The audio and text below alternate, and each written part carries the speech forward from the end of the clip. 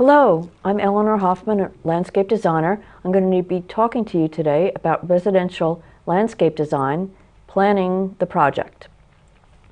Often when we consider a landscape project, we think first of the plants. I'm going to show you some other items that you should consider even before we choose the plants. In the planning phase of the project, we visit the site and analyze the conditions. The topography is very important. Is your area flat? Do you have a small flat area for a play area perhaps? But around here we often have varied topography with rock outcrops and hillocks and lower and high places. So we work those into the landscape plans. We consider the sun patterns with the shading from the trees and the building and the neighboring buildings and the changes in the sun pattern throughout the day and over the seasons. We can grow some plants in the springtime under deciduous trees like oaks and maples, some native wildflowers that are low to the ground and grow and bloom early in the spring before the trees leaf out.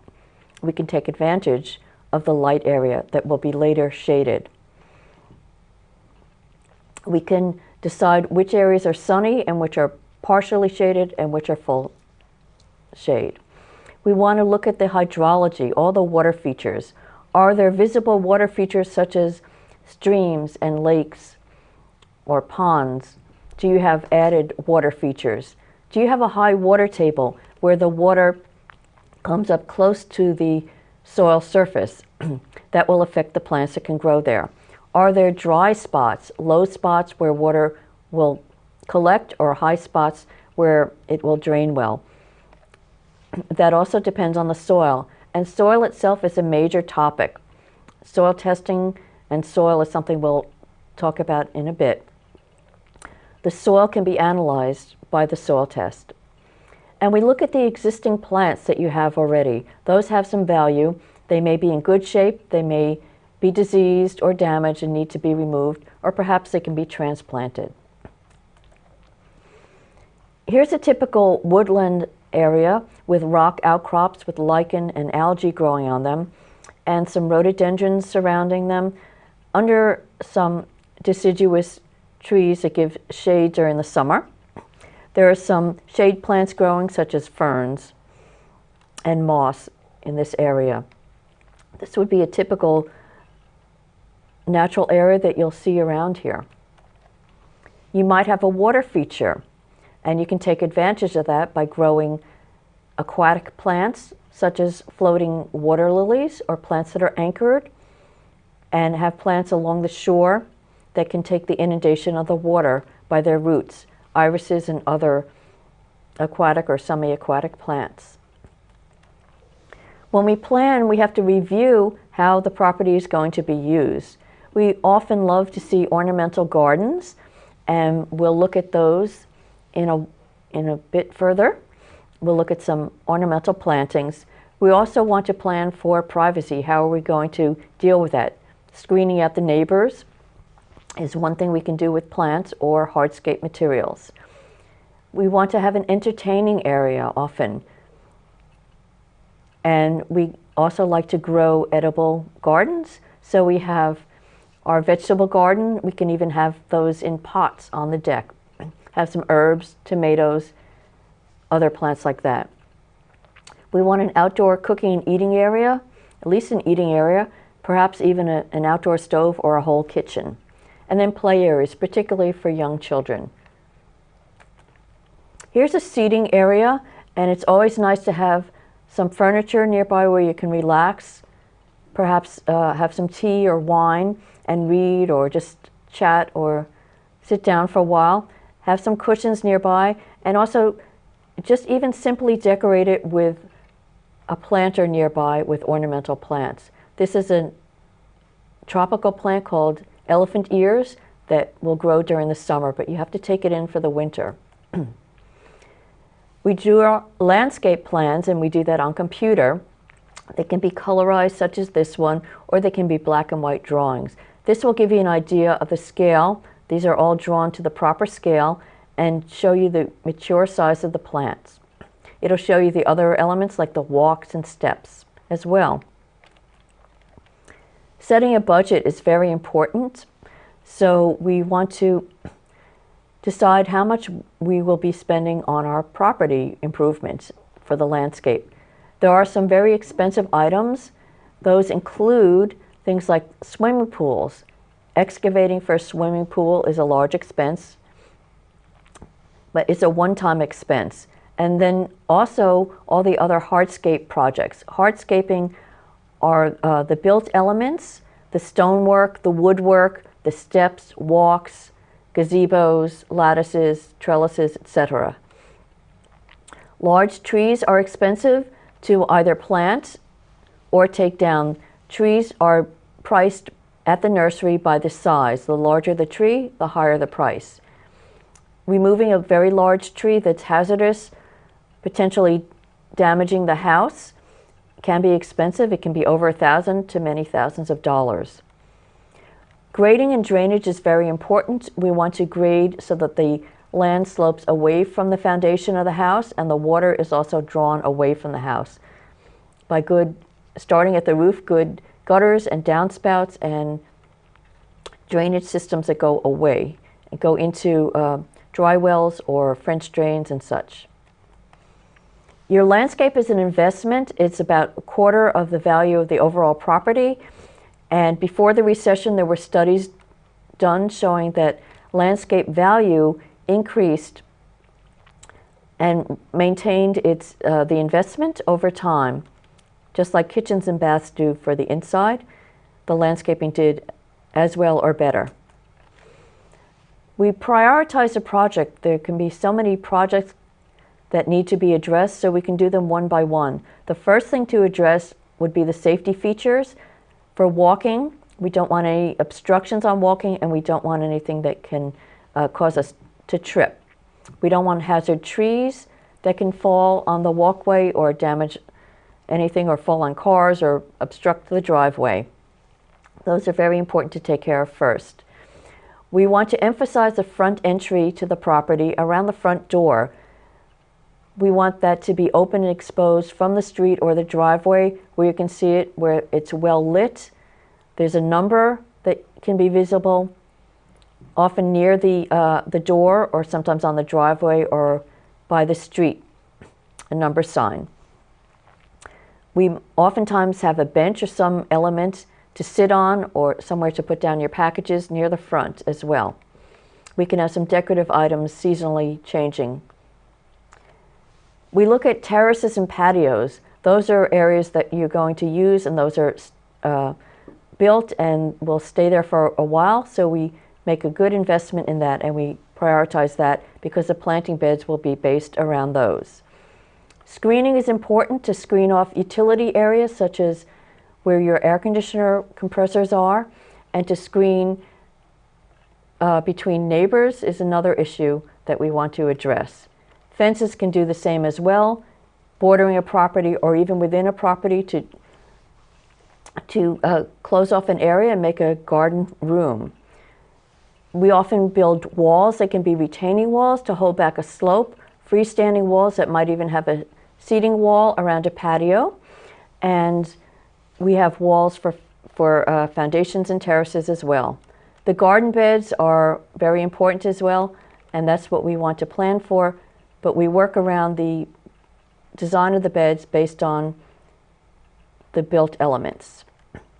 Here's a property that has no foundation plantings. This is a colonial era home, and you'll notice coming straight to the front door are plantings along the side of the front walk edged with annuals and perennials, and then there's some other perennials going crosswise parallel to the house. We need to plan for the maintenance projects, and there always is a maintenance on your landscape, and we aim for low maintenance. There's no such thing really as no maintenance, but low maintenance is the goal. So we budget for the standard maintenance chores, such as the mowing, pruning of trees and shrubs, perhaps once or twice a year, major tree work maybe every few years, and we want to consider who will perform the work. you probably like to do some gardening and do some planting of annuals, perennials, vegetables, maybe even some shrubs. Large tree work, digging out for that and removing old plants, that's more extensive, so you probably want to hire a landscape contractor for that. And working with trees, pruning, and particularly pruning around electrical wires, is something that only should be done by professional arborists, and they have liability insurance to cover the danger there. You want to have a place to store your equipment. So here's a shed that's actually a double shed, and it's a very simple shed, and in front of it, it has two whiskey oak barrels that are used as planters and a gravel area in front with some simple flat stones.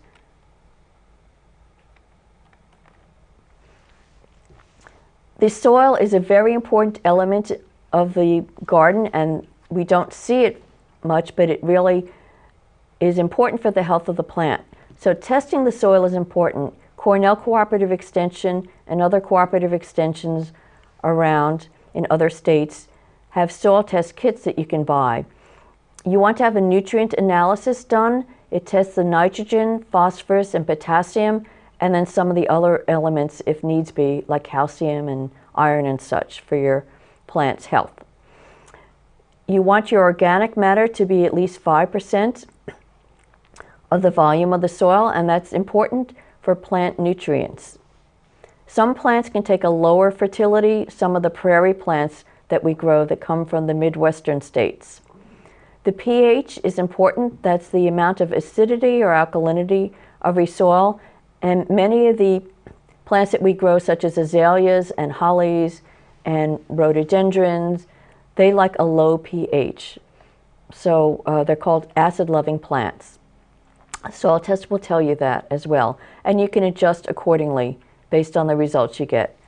There are organisms that are beneficial to your soil. The soil is alive, and you can have a test done with a soil food web or similar test to test for beneficial bacteria, beneficial fungi, beneficial nematodes. There also are diseases in the soil, such as pathogenic nematodes, so we want to avoid those. You can improve your soil, and one important thing is to improve the drainage. And adding compost to the soil will help with that. And you sometimes need to add gravel. You don't want to add sand to your soil because that will congeal and make it like clay. It'll make the soil harder and easier to drain. So we generally add organic matter to the soil to improve its drainage. Compost will also help the fertility of the soil. It's good to add compost and incorporate it into the soil when you're developing a planting bed, and to top dress the soil every year or so by adding compost above it. Drainage is so critical. I mentioned that you want to avoid water coming into the building, to the foundation. We want to draw it away. So we have the plants near the building, but we want to make sure that they're not in an area where there's too much water coming down. So we have downspouts such as this copper one coming down from the roof. Here's a very large roof that has about 8 downspouts coming down from it and leading into pipes that draw the water far away from the house. Here you can see a little bit of a downspout, the bottom part, and notice that it's going into a white tube that will, again, a drainage system that will go away from the house. You can also use hand watering tools such as the wands that you see next to the pots. Those are great for watering hanging baskets in the summertime, and of course various sprinklers. These are the type, the one in the middle will attach to a hose. And then for a permanent type of irrigation, we have these irrigation systems with pop-up heads. When these are off, the plastic part will sink down to be at soil level, and the lawnmower can go right over them without damaging them, which does occasionally happen. We often consider having zones around the house where there may be more watering, a higher watering zone, such as a lawn like this, and to your planting beds. And then further away from the house, you'll have a moderate water zone and then even no water further away. And it's important for the plant's establishment, especially of lawns and shrubs and trees, to get good watering. Trees need to be watered in dry areas every time. About an inch of water a week is a good ballpark figure. When there are dry areas in summer and fall, we want to add water to the tree for the first year or two. Just keep that in mind. Another way to add water, aside from the irrigation, is to have a gator bag, is one of the trade names. Basically a plastic bag that you fill with about 15 gallons of water that sits at the base of the tree and slowly releases it right to the roots.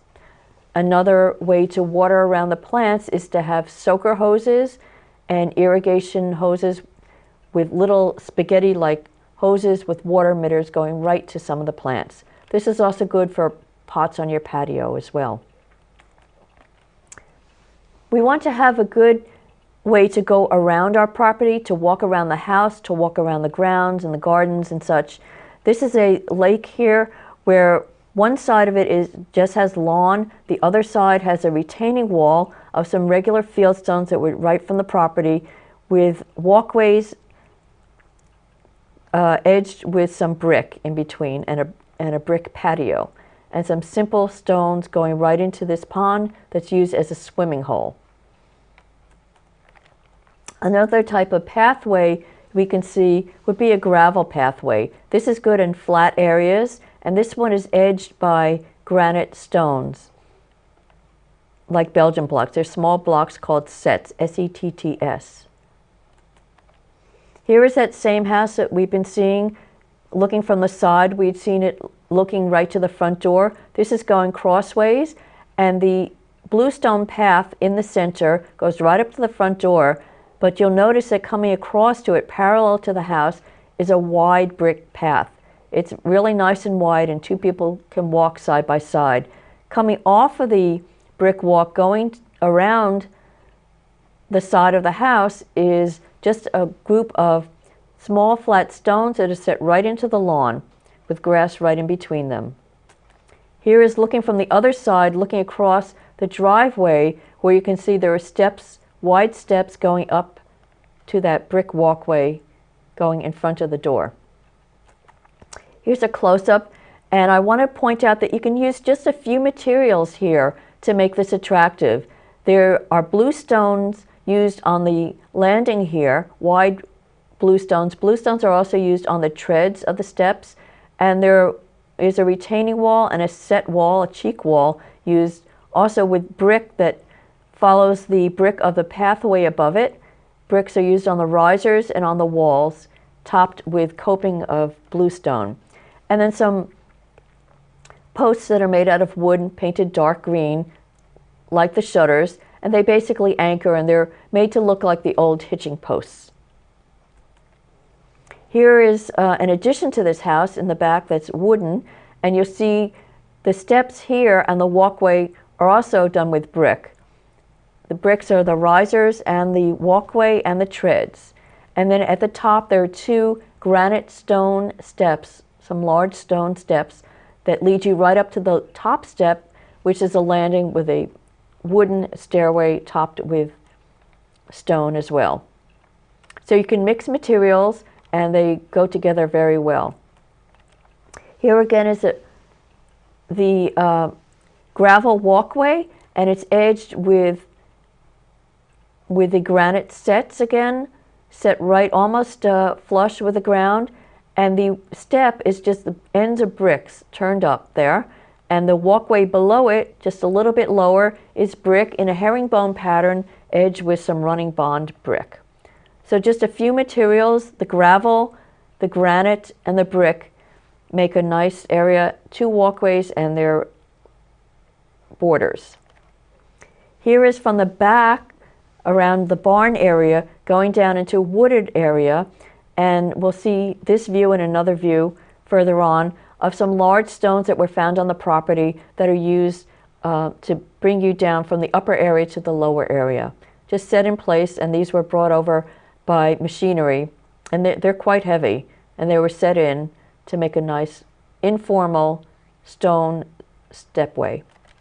Here's a little more traditional stairway made of old granite stones, irregular sizes and shapes, and they work well here. Another hitching post, and then two retaining walls, lower retaining wall and the upper retaining wall. And there is actually some mortar in these walls. They're made to look like dry laid wall, but the upper wall is got a lot of weight of soil behind it, so there is some mortar behind it, but then it's not brought out to the front, so you can see spaces between the plants, and some ivy and cymbellaria are growing in the cracks on the walls. Lighting is another important element for your landscape, and it is obviously a safety feature, and it can also be decorative and display your plants. So near the door here, which is lit, under the soffit there are some additional lights that will light these small trees and give some color in the dark hours to the house. Here's a small cottage garden, and it's lit by a wall light, and it looks very in tune with the house, with the stucco. This walkway is also very simple. It's also bluestone with some cross borders of brick, and the two steps are stacked stone covered with bluestone. One step and a nice wide landing with, of course, a decorative pot there. Here is the barn of that country property, showing the light on the wall, the old-fashioned carriage lights. Now, of course, they're electric, and also you can get LED lights for these lamps. And here they use just a simple granite block for the stone step, set on stones beneath it, and there's gravel surrounding the base of the barn with a decorative old milk can planter there. When you look at the property, you want to evaluate the existing plants. So in this case, there's a blue spruce that's actually needs to be moved because there are some big trees around it. It will do better in a more sunny spot. The other plants are fine here, the daylilies and such. Here are some other plantings around the back section, and notice that the driveway comes up right to a sidewalk there made of brick. The driveway is gravel, and the driveway is lined with Belgian blocks, and it's a double row, which makes it more interesting, and it's a wider border than we typically see. And these are mostly perennials and some biennials. There are some salvia, which are the purple flowers in the right foreground. And then beyond that, the pinks and the whites, light pink and darker pink, and whites, those are foxglove, those are biennials, and those will self-seed and come back every year as a perennial. And then there's some peonies and more salvia and such. So these plants are doing very well here. Here's a new planting of another property, just to show you how it looks in the early time, but it will fill in and grow together. And this property has a lot of levels. There are 3 levels right here with stone retaining walls and wide stone steps. In the center of the planting bed, there's an urn on a raised plinth, but it's actually sitting on top of an old millstone that's reused here as a foundation for this planter. Here's an area that will also grow in to be full. This is a slope that's actually steeper than it looks, and this is covered with low bush blueberries. At the base of the hill are some large, wide walking stones that will lead a long distance around to the back. But just imagine this, in a few years' time, it'll be filled. So it's mulched for now, and then it will be filled with greenery, this whole slope. Oftentimes we need to replace plants that are overgrown, such as shrubs, and oftentimes remove some trees. So in this area we have a bleeding heart, and behind it is an old shrub that really needs to be divided or replaced, or at least rejuvenated by some extensive pruning. Here's an example of hydrangea that needs pruning. This is a lace cap hydrangea, the blue type, and you can actually cut out about 1/3 of these stems. This type of plant is similar to the mophead hydrangea that will bloom on old wood. So the flower buds are set in the fall for the next year's growth. If you take out about 1/3 of these, you'll miss some of the flowers. You do that over about 3 years, and you'll really rejuvenate this plant, and it should do much better over time. Here's an example of a planting bed that was overdone. This planting bed has a few problems. The first is that the plants are too close to the building and too close to the wall of the porch here. They're crowded in. There are actually too many plants. They're even just after 3 years, 2 or 3 years of this property being built and the landscape planting put in by the contractor, they're really growing out of their spaces. They're growing into each other, and the plants will not retain their full shape if they're left like this. So they need to be pulled out, moved further apart and further from the building. This is a renovation project showing before on the left where there's a hemlock tree that was starting to show disease from the hemlock woolly adelgid, which is a very damaging pest to hemlocks. There were some plants like hollies and boxwoods and English ivy ground cover in front and a walkway that came straight up from the door. The client wanted to sit in the front, so we made a bluestone terrace in the front and we curved the walk around to the driveway. We moved all the plants. We added an arbor with an arch there with clematis, and this is just the first season, very early, just growing with clematis on it, which will really fill in and over time make a nice shaded archway with some plants around it. The shrubs in front are deciduous dogwoods, yellow twig dogwoods. Here's another view showing a new lamppost as well, and planters even by the window. These are antique wrought iron planters with some annuals put in. Some roses and other shrubs are put in, and the lawn was much reduced. There were some hollies off to the right, just off of the picture. Here's a shrub that we use a lot, the spirea, very colorful in the spring with a light greenish yellow leaves that get a little bit darker during the season, and then the pink flowers in spring. We have some purple nepeta growing along the driveway, and in front of that we have an upright hydrangea. Here's new construction, and this is a large house that needed full landscape. There was really nothing there. Everything was taken down by the developers. So by the house, we put some upright narrow hollies there and boxwoods along the perimeter, and filling in the front with some annuals such as the dusty miller and some other annuals. Just while the boxwoods are growing, those plants will fill the spaces. Along the driveway, there were some urns, some stone pillars topped with urns, and we put some flowering annuals that will weep over the edge. We have more boxwoods and some small daylilies, the Stelladoro daylilies, some rhododendrons. We have very small boxwoods lining a parking area.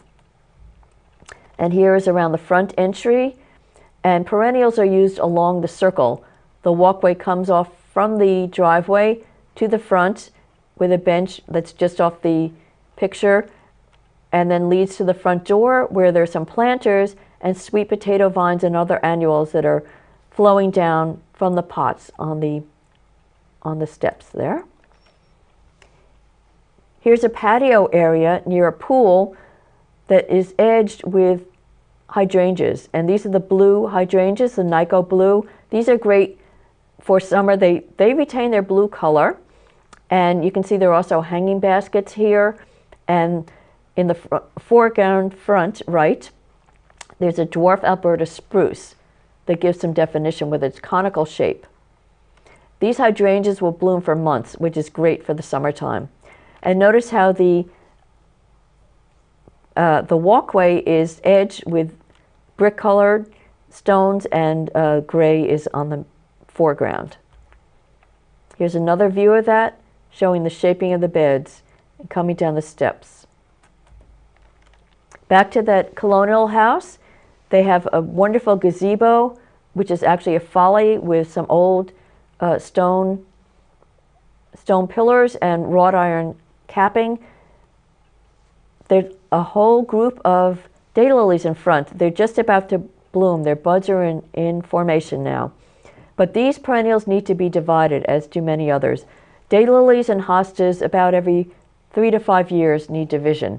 The best time to do that is early spring, when they're small, when they're just coming up out of the ground. They're easier to dig up and pull apart.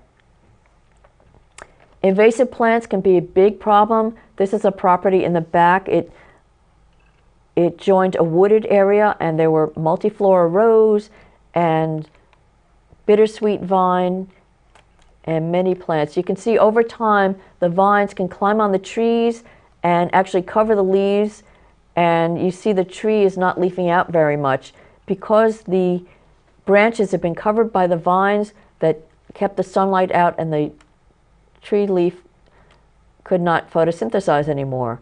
So the vines are just pulling that down. It's not really strangling it, it's just covering it. So all these plants need to be removed, these invasive plants. It's a good idea to cut back on the aggressive plants that are garden thugs, such as this bugleweed that you see in a lawn here that's getting a bit out of control. Bugleweed needs to be controlled because it runs by underground stems called stolons. Like to use a lot of native plants. In shady areas, we can use maidenhair fern, which has got a very soft texture, beautiful curve to the fronds, and dark parts of the fronds. The stems and all are very dark, and this plant is next to some other ferns like the New York fern, and a low plant in the lower left. We'll see again the ginger, native ginger. Next to this stairway going to a small pond is a yellow flowering plant that flowers in the spring called golden ragwort. And it's very showy in the spring. Most of the ragwort's relatives are blooming in the summer, late summer. This is a spring bloomer.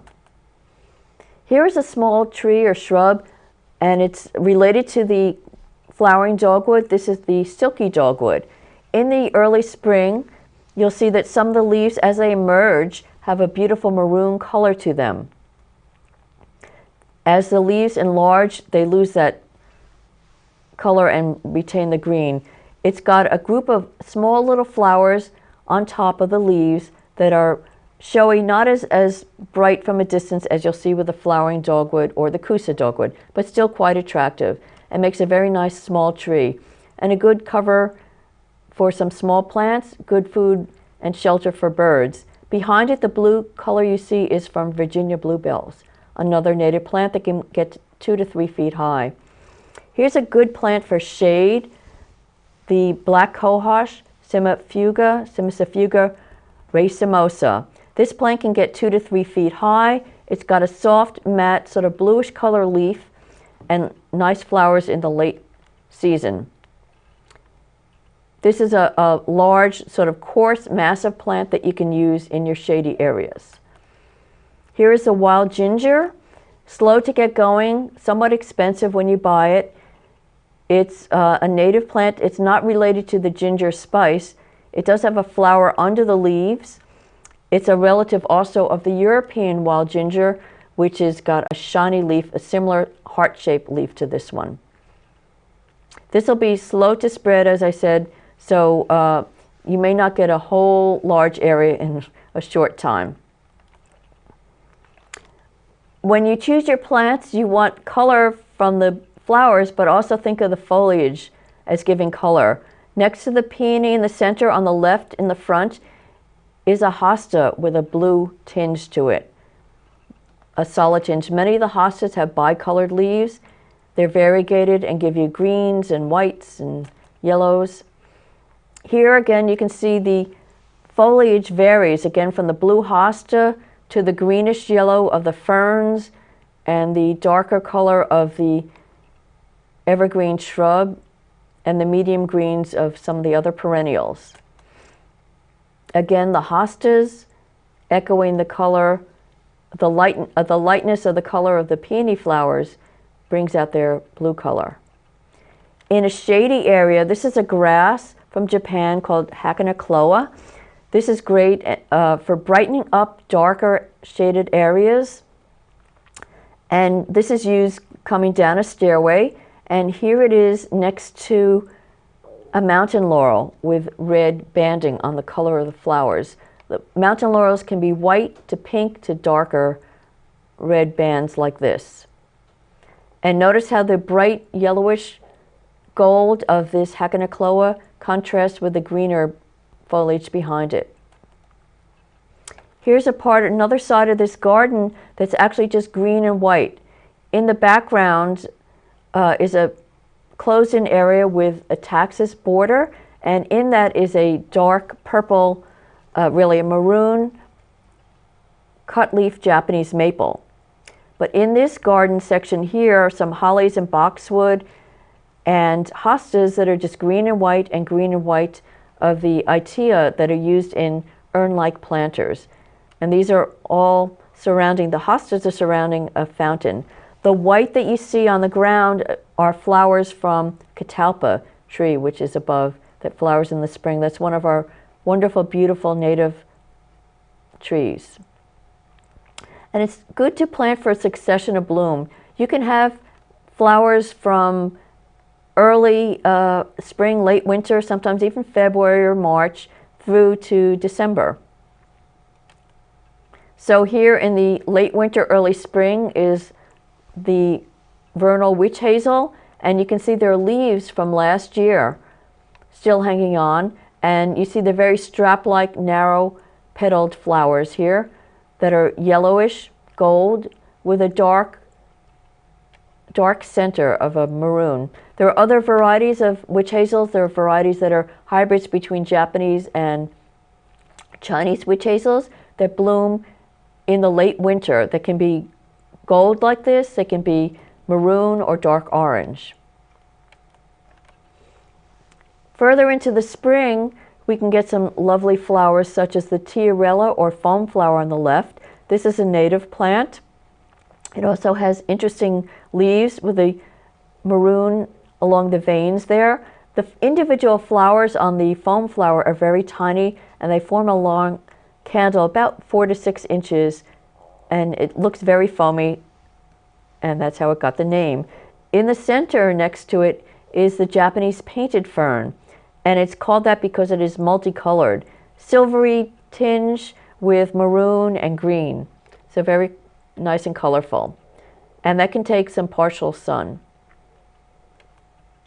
Here further into the spring are some roses, the New Dawn roses, and some Shasta daisies and some nepeta, just giving a showy color because of the mass. The long repeating groups of flowers really make a visible statement. Here we have a summer garden, and this is Aeolia, the former Harkness estate. It was designed by Beatrix Farrand in the early part of the 20th century. It's now a public garden and park. And this is a restored garden. The yews that you see around a lawn area were replanted, and eventually they'll form a continuous hedge. And then there are a lot of summer perennials and even a few annuals here.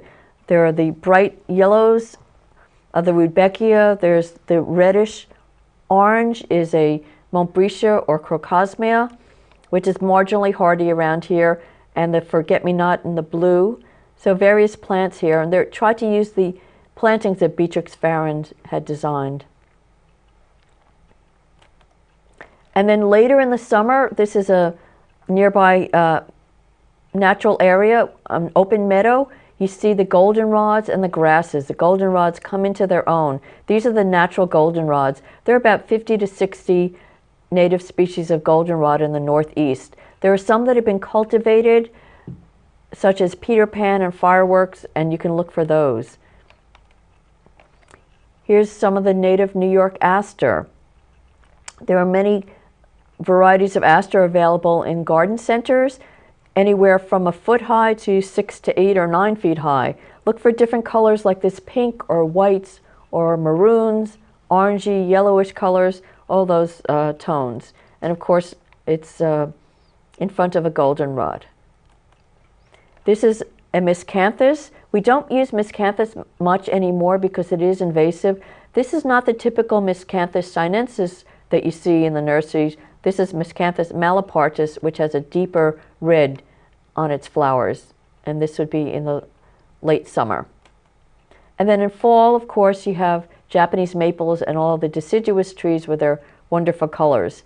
This is a very large, old, cut-leaf Japanese maple that's really a thing of beauty, and it gives quite a show because it's got a lot of space to spread.